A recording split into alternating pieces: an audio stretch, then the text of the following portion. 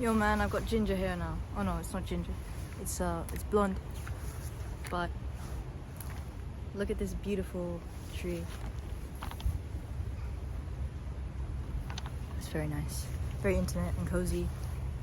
One thing that's been on my mind recently, very recently, and just something that's just been kind of awakening inside of me is the fact and acceptance that I am not special.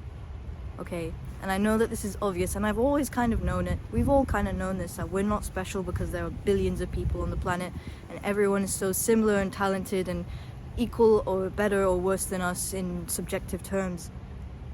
But I just, with all the amount of time that I've spent on like these dating apps like Hinge and Tinder, I keep realizing like there's so many people out there who have more of a personality than I do. They have better interests or more interests. They're more passionate about things. They speak better, they talk better. They do a lot of things better than I do. And, you know, I know that we're not supposed to compare ourselves, especially with like, you know, my stance of social media is to not use it because otherwise I end up comparing myself to people who are better than me, like subjectively. And because I'm comparing myself, it's destroying my mental health. But then that begs the question, like, is there a healthy way to do this? Like, is it even possible to use social media and not feel like it's draining completely? Like the way that we move about the world, the things that we think. I mean, it's probably not one of my special interests to think, oh, I like Stoic philosophy. I like that kind of category of thinking and being stern and unchanged by things that I cannot change and, you know, that kind of thinking. But then there are probably millions, hundreds of millions of other people who think exactly like that, who like the same things. So, and not only that, but it's the fact that for such like most of my life, most of my adult life, I've hinged myself on so many different identities. Like, oh, I'm an artist. Oh, I play guitar. Oh, like those were like my main two things.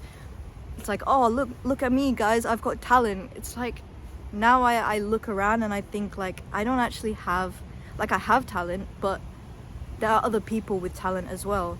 And it's possible that they have more talent. They're better than me in some way.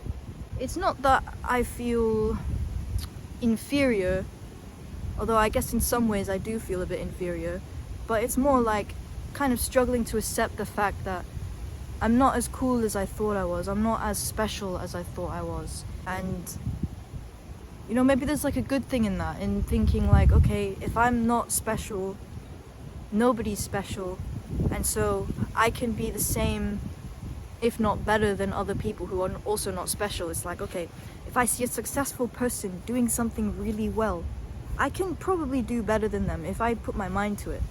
I mean, it's not only that, but because I'm 20, right, I feel like I have no life path. There's no certain trajectory of the way that my life is going. But at the same time, I know that I could dedicate myself to something and become something good, like something really exceptional, because I know I have the capacity to put my mind to things. And everyone does. But then we have so many distractions that are keeping us from actually going ahead and doing that and being like, oh yeah, I could be the greatest artist that ever lived if I put my mind to it. But I don't. And it's like my life is not revolving around that goal, because that's not really a goal that I have, obviously, but you know, it's just as an example. If you really wanted to become the greatest artist of all time, you would probably lock yourself in a cabin out in nature somewhere beautiful with trees like this, and you wouldn't, I mean, maybe you would, but you wouldn't like do much.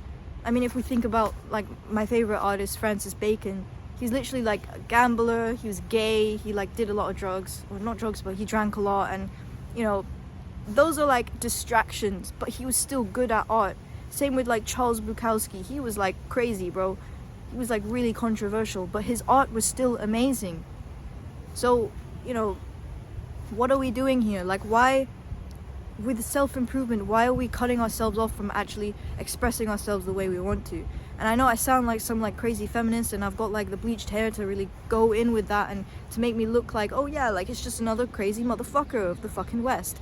I guess this is a note to self. Stop comparing yourself to others, because it just drains so much of you, and you have so much to offer just for being you as a person. Like, we're all unique, we're all special, but at the same time we're not special, and it's really hard to find like a balance between that, being special and not special. So I don't know, this was a bit of a rant, and I just needed to get it off my chest, and I don't know if it made any sense. So yeah, with that, I'm gonna talk to you later.